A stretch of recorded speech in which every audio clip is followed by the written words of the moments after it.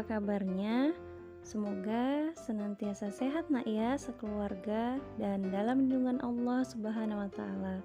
Amin ya rabbal alamin. Hari ini kita belajar bersama Ustazah Ilmi di tema 3 benda di sekitarku, sub tema 3 perubahan wujud benda, pembelajaran 1 dan 2 di buku penanya halaman 49. Kita awali dengan mengucap basmalah. Bismillahirrahmanirrahim. Quran Surah Al-Anfal ayat 53, yang artinya, siksaan yang demikian itu adalah karena sesungguhnya Allah sekali-kali tidak akan merubah sesuatu nikmat yang telah dianugerahkannya kepada sesuatu kaum, sehingga kaum itu merubah apa-apa yang ada pada diri mereka sendiri, dan sesungguhnya Allah Maha Mendengar lagi Maha Mengetahui. Quran Surah Al-Anfal ayat ke-53. Maha benar Allah dengan segala firman-Nya. Tujuan pembelajaran hari ini, yang pertama, peserta didik dapat mengidentifikasi informasi tentang perubahan wujud mencair dengan tepat. Yang kedua, peserta didik dapat mengidentifikasi seni rupa dengan unsur penting yaitu garis dan warna. Yang ketiga, peserta didik dapat mengidentifikasi peran yang ada di sekolah. Yang keempat, peserta didik dapat mengidentifikasi hubungan antar satuan berat. Perubahan wujud benda. Pembelajaran pertama, menemukan informasi tentang wujud benda. Informasi tentang perubahan wujud benda dapat ditemukan dalam sebuah teks. Untuk menemukan informasi di dalam teks, kita perlu membaca terlebih dahulu teks tersebut dengan seksama. Selain itu, kita dapat mengajukan pertanyaan dengan diawali kata tanya apa, di mana, kapan, siapa, mengapa, dan bagaimana. Setelah itu, kita dapat mencatat informasi dari teks tersebut. Yuk, kita baca teks berikut dengan cermat. Setelah itu, kita kerjakan soal-soalnya. Benda yang mencair. Ada beberapa jenis perubahan wujud benda di sekitar kita. Salah satunya adalah mencair. Mencair merupakan perubahan wujud benda dari wujud padat ke wujud cair. Beberapa contoh benda yang mengalami proses mencair yaitu es batu, gula pasir, dan mentega. Proses ini biasanya disebabkan oleh beberapa hal. Salah satunya karena terkena panas. Mentega yang diletakkan di atas wajan panas akan meleleh. Contohnya yang ada di gambar ya, es batu mencair. Begitu pula dengan gula. Jika gula pasir dimasukkan ke dalam air panas, maka gula tersebut akan berubah menjadi cair dan menyatu dengan air panas tadi. Pada es batu, cobalah letakkan es batu di luar lemari es, maka es itu akan mencair dengan sendirinya. Peristiwa perubahan wujud apa berdasarkan teks tersebut? Jawabannya, perubahan wujud benda dari wujud padat ke wujud cair. Mengapa es batu, gula pasir, mentega dapat mencair? Proses ini disebabkan karena terkena panas. Es batu di luar lemari es, maka es akan mencair dengan sendirinya. Gula pasir dimasukkan ke dalam air panas, maka gula tersebut akan berubah menjadi cair. Mentega diletakkan di atas wajan panas akan meleleh. Tuliskan dua benda lain yang mengalami perubahan wujud sesuai dengan isi teks tersebut. Contohnya adalah lilin yang dinyalakan akan meleleh dan mencair. timah yang dipanaskan kemudian meleleh dan mencair.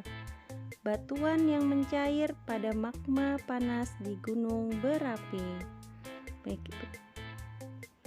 berikut ya. Selanjutnya di pembelajaran kedua masih muatan bahasa Indonesia. Menuliskan informasi tentang perubahan wujud benda dari teks yang didengar.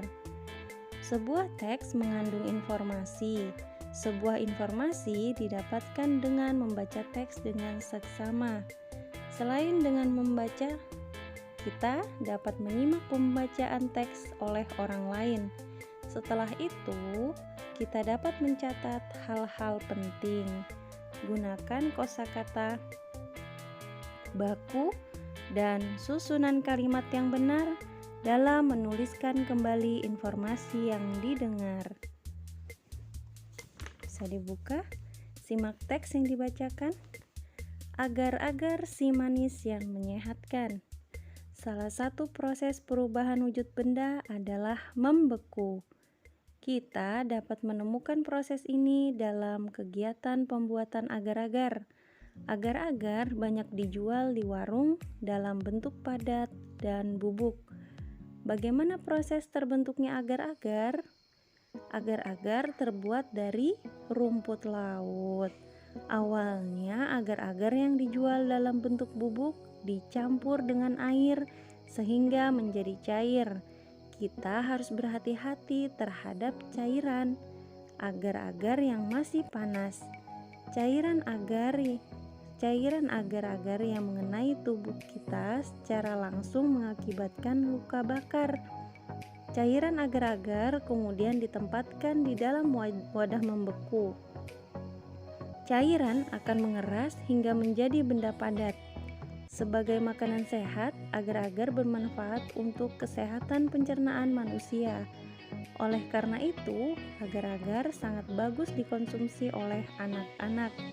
Agar-agar dibuat dengan menambahkan gula secukupnya. Nah, informasi pokok apa yang didapat dari teks yang kita simak tadi? Nah, informasi pokoknya yaitu agar-agar terbuat dari rumput laut, bermanfaat untuk kesehatan pencernaan dan sangat bagus dikonsumsi oleh anak-anak. Pintar. Yang kedua, cairan agar-agar kemudian ditempatkan di dalam wadah membeku. Yang ketiga, cairan akan mengeras hingga menjadi benda padat. Yang keempat, salah satu proses perubahan wujud benda adalah membeku. Tadi mencair ya nak, sekarang membeku. Begitulah informasi pokok yang terdapat dari teks. Selanjutnya, SPDP. Seni rupa. Pernahkah kalian melihat lukisan? Nah, lukisan merupakan salah satu contoh seni rupa. Seni rupa adalah hasil ekspresi manusia yang nyata dan digunakan sebagai sarana komunikasi perasaan antar manusia. Seni rupa memiliki dua unsur penting ya nak, yaitu garis dan warna.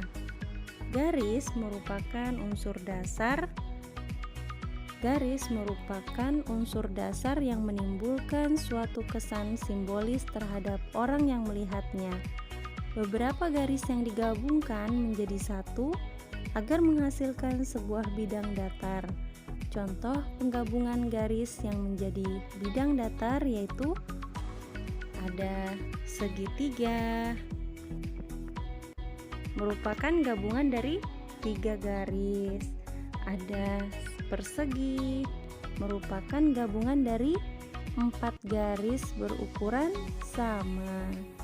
Ada lingkaran, merupakan pertemuan pangkal dan ujung garis lengkung yang membentuk sudut 360 derajat.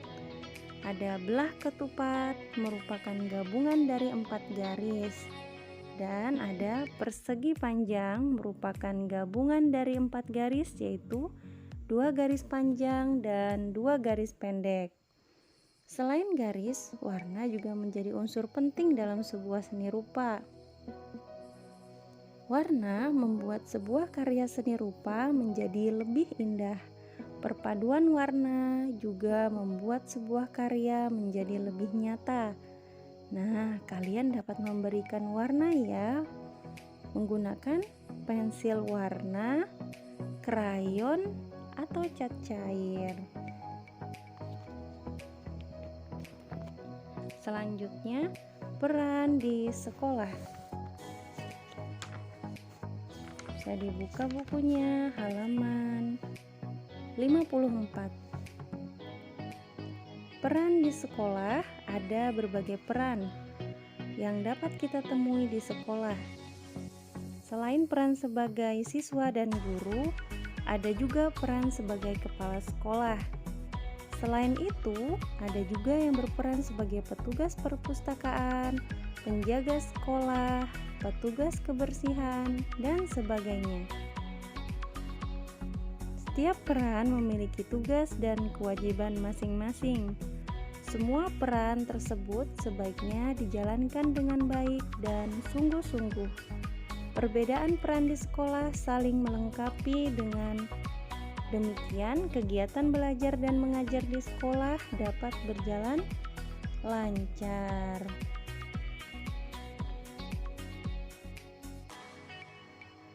Peran di sekolah.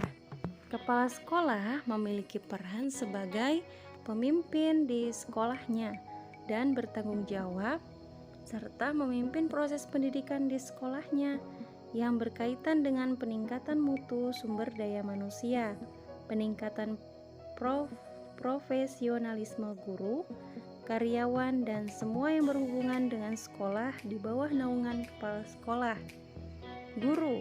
Guru perannya, tugas pendidikan meliputi mendidik, mengajar, dan melatih. Siswa perannya yang paling utama adalah belajar, karena dengan belajar bisa menciptakan generasi yang aktif dan cerdas. Penjaga sekolah bertugas menjaga keamanan sekolah dan lingkungan agar tercipta suasana aman, tertib, nyaman, dan berwibawa. Baik soleh-soleha, itu tadi tentang peran di sekolah. Selanjutnya, muatan matematika. Bisa dibuka bukunya halaman 50 ya nak. Menyelesaikan permasalahan sehari-hari tentang berat benda. Permasalahan pengukuran berat sering kita temui dalam kehidupan sehari-hari. Untuk dapat menyelesaikannya dengan tepat, kita sebaiknya membaca soal dengan saksama terlebih dahulu. Alat ukur berat yang digunakan sehari-hari adalah timbangan. Hasil penimbangan berat benda biasanya dinyatakan dalam satuan kilogram atau disingkatkan dengan kg, gram disingkat dengan g, kuintal atau ton. Nah, di sini ya nak, ada hubungan antar satuan berat. Jika turun satu tangga, maka dikali 10. Jika naik satu tangga, maka dibagi 10. Jadi, jika turun satu tangga dikali 10, turun 2 tangga dikali 100. Jika turun 3 tangga dikali 1000. Coba diperhatikan, 1 ton itu sama dengan 1000 kilogram. 1 kuintal itu sama dengan 100 kilogram. 1 ton itu sama dengan 10 kuintal. Nah, ini penyetaraannya saja ya nak. Di sebuah toko tersedia 3 kemasan es krim dengan berat berbeda. Fitri membeli 2 es krim kemasan 75 gram.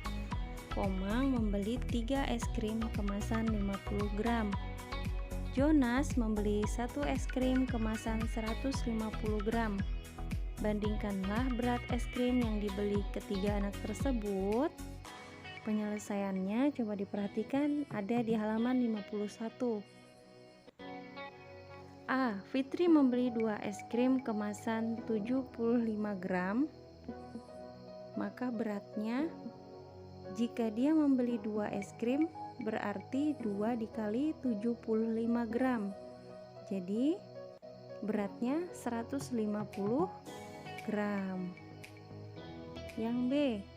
Komang membeli 3 es krim kemasannya 50 gram. Berapa beratnya? 3 dikali 50 gram sama dengan 150 gram. Yang C. Jonas membeli 1 es krim kemasan yaitu berjumlah 150 gram beratnya. Jadi Fitri, Komang, dan Jonas membeli es krim dengan berat es krim yang sama. Hasilnya sama, 150 gram beratnya, 150 gram dan 150 gram.